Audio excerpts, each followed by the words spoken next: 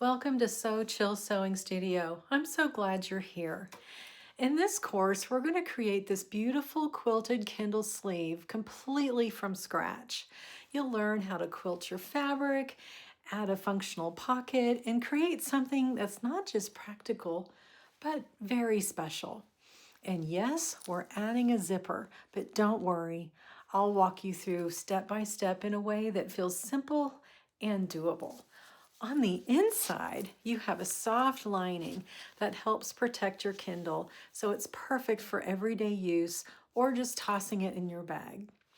There's something really special about creating something with your own hands, and even more special when it's something you actually use or gift to someone you love.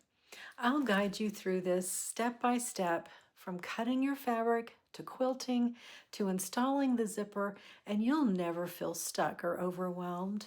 So take your time, enjoy the process, and let's start sewing.